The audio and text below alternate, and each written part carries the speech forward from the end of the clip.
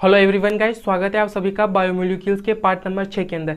और गाइस आज हम बायोमोलिक्यूल्स के पार्ट नंबर 6 के अंदर फॉर्मेशन ऑफ पेप्टाइड बॉन्ड को क्या करने वाले हैं, डील करने वाले हैं। यानी कि गाइस जो अमीनो एसिड्स होते हैं वो आपस में पेप्टाइड बॉन्ड से जुड़े हुए होते हैं। तो पेप्टाइड बॉन्ड का निर्माण आखिर में होता कैसा है, तो अमीनो एसिड्स पेप्टाइड बॉन्ड से जुड़ते कैसे हैं, पेप्टाइड बॉन्ड होता कैसा है, पेप्टाइड बॉन्ड बनते कैसा है, इन सारी चीज़ों का आज हम जवाब देने वाले हैं आपको इस वीडियो के अंदर। और कौन सा बायोमोलिक्यूल्स का पार्ट नंबर 6 चल रहा है अपना। तो देखो फॉर्मेशन ऑफ पेप्टाइड बॉन्ड के अंदर गाइज अपन क्या करेंगे, दो अमीनो एसिड लेंगे और उन दो अमीनो एसिड्स को अपन क्या करेंगे, जोड़ के बताएंगे। क्योंकि अगर दो को बता देंगे तो पूरा का पूरा जो चेन होती है वो इसी प्रकार से जुड़ती चलती है। तो देखो गाइज मैंने इधर एक अमीनो एसिड ले लिया, कोई भी एक ले लिया, और इधर मैंने क्या ले लिया, दूसरा अमीनो एसिड ले लिया।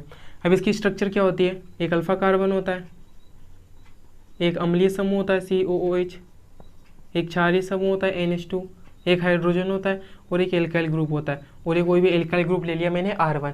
अभी मैं कोई फिक्स प्रोटीन अमीनो एसिड नहीं ले रहा हूँ मैं, अभी तो मैं इसे ले रहा हूँ। अब देखो इधर कोई दूसरा अमीनो एसिड ले लिया COOH, NH2, इधर हाइड्रोजन और इधर क्या आ जाता है, एल्काइल ग्रुप आ जाता है, जिसे अपन ने R2 ले लिया।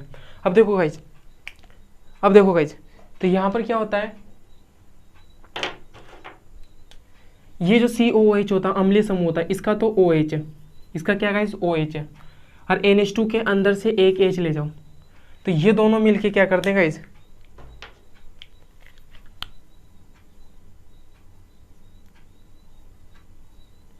यहां से जल बना के बाहर निकाल देते हैं। क्योंकि दो तो OH ही है और एक H ही मिलके क्या बनेंगे, जल बना के बाहर निकाल देंगे। अब जल बन के जब यहाँ से बाहर निकल गया ना, जल बाहर निकल रहा है, तो उसे बोलते हैं डिहाइड्रेशन। उसे क्या बोलते हैं गाइस, डिहाइड्रेशन।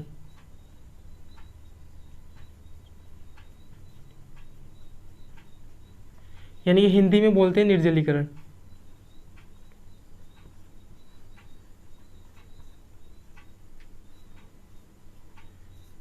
यानी कि गाइस देखो पेप्टाइड बॉन्ड का फॉर्मेशन किसकी वजह से होता है, डिहाइड्रेशन की वजह से होता है, यानी कि निर्जलीकरण होता है। जल बन के क्या होता है, बाहर निकल जाता है। अब जल बन के जब बाहर निकल जाता है ना, अब इसकी फाइनल स्ट्रक्चर देखो, तो ये कैसा बनेगा। तो देखो गाइस यहाँ पे दिख रहा है नीचे,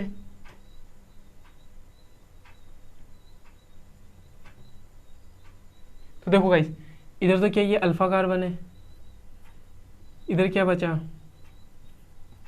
R1 है, इधर NH2 रखा, इधर हाइड्रोजन ऐसे किसी रखा। अब यहाँ पर देखो गाइस, यहाँ पर ये क्या बच गया, C डबल बॉन्ड O, इधर नाइट्रोजन ही एक हाइड्रोजन ले गया तो एक हाइड्रोजन बचा, ये आ गया C double bond O NH आ जाता है। फिर आगे अल्फा कार्बन, इधर हाइड्रोजन है, इधर COOH है और इधर कोई भी दूसरा एल्काइल ग्रुप है। तो देखो गाइस इसके अंदर है ना जो ये वाली चीज़ बनी, कौन सी, ये वाली देखो गाइस,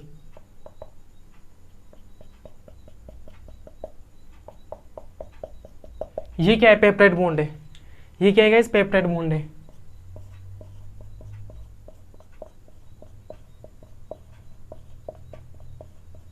ये क्या बन गया गाइस, पेप्टाइड बॉन्ड बन गया। अब मैंने इसको इस तरह से क्यों लिखा है, उसका भी एक रीजन है गाइस। तो ये क्या बन गया, C double bond O NH, ये क्या बन गया, पेप्टाइड बॉन्ड बन गया। अब मैंने क्या किया, दो अमीनो एसिड्स को आपस में जोड़ा है ना, तो ये किसका एग्जांपल है, डाइपेप्टाइड का। ये क्या है गाइस, डाइपेप्टाइड है।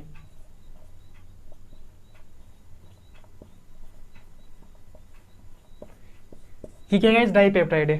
तो गाइस इसका एक बार स्क्रीनशॉट मान लो, ले लिया स्क्रीनशॉट। अब देखो गाइस आगे देखो,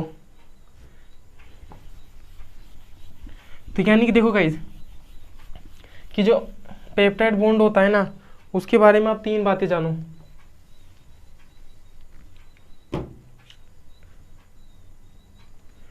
तीन बातें कौन कौन सी है,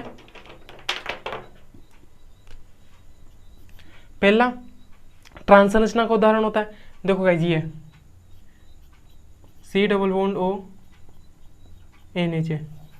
मैंने इसको ऐसे इसे लिखा क्योंकि जो पेप्टाइड बॉन्ड पाया जाता है ना वो ट्रांस संरचना के अंदर पाया जाता है। अब ट्रांस क्या होता है, अगर कोई अपोजिट दिशा के अंदर है, जैसे एक ऊपर एक नीचे, तो इसे बोलते हैं ट्रांस संरचना। अगर जैसे ये दोनों सेम दिशा में होते हैं, या तो O इधर आता है या H उधर आता है, तो सेम दिशा में हो जाते हैं, तो उसे बोलते हैं सिस से।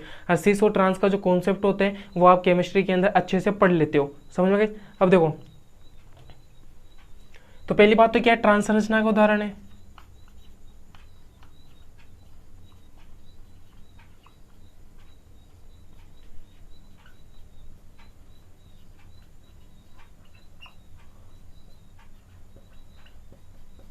दूसरी बात क्या है इसके अंदर, देखो गाइस अपन ने जब पेप्टाइड बॉन्ड का निर्माण किया था, दो अमीनो एसिड्स को मिलकर के उनके बीच में पेप्टाइड बॉन्ड बनाया था, तो वहां से क्या निकला था, जल बन के बाहर निकला था। तो ये क्या है, डिहाइड्रेशन,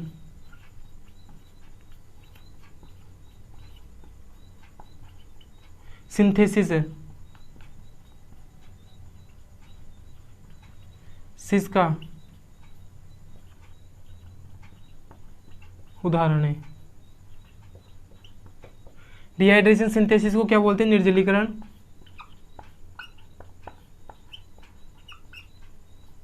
संश्लेषण।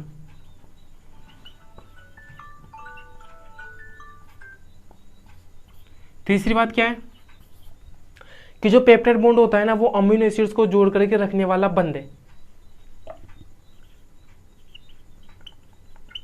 अमीनो एसिड्स को जोड़कर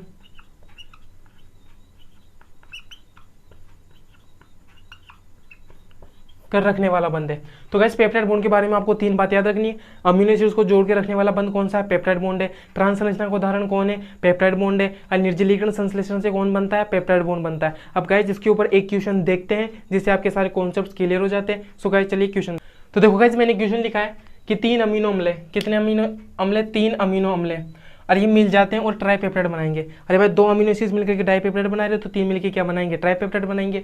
सबसे बात है, तो अपन को क्या बताना है, इस ट्राइपेप्टाइड का भार बताना है। और तीनों अमीनो अम्ल का प्रत्येक का भार 150 डाल्टन दे रखा है, यानी कि 150 डाल्टन दे रखा है। डाल्टन क्या है, यूनिट होती है भार को मापने की इसके अंदर।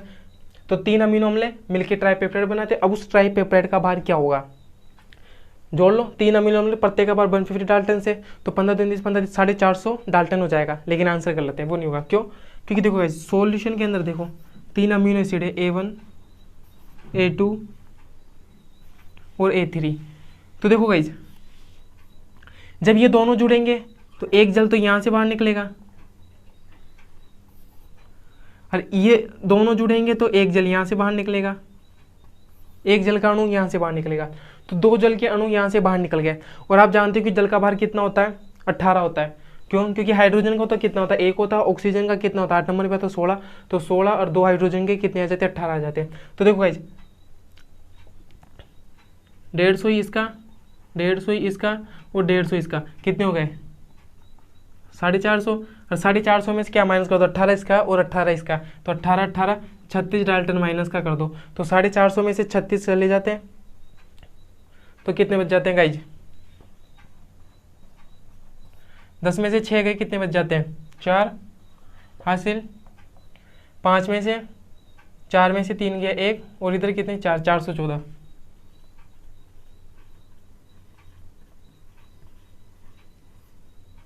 ये फाइनल इसका एग्जाम आंसर आ जाता है, किसका, ट्राइपेप्टाइड का भार। तो ट्राइपेप्टाइड का भार कितना होगा गाइस, 414 डाल्टन होगा। क्यों, क्योंकि ट्राइपेप्टाइड है तो 3 पेप्टाइड, 3 अमीनो एसिड्स के बीच में क्या बनेंगे, क्या बनेंगे, पेप्टाइड बॉन्ड बनेगा। तो 2 जल के अणु बाहर निकलेंगे, तो उन जल के अणु को क्या कर देना, अपन को माइनस कर देना।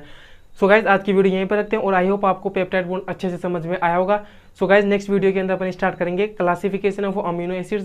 सो गाइज अगर तुम लोग नए हो तो सब्सक्राइब करो, वो जो लाल वाला बटन है उसके साथ सूर्य नमस्कार करो या फिर अनुलोम विलोम, मुझे नहीं पता, बस क्लिक हो जाए तो करना।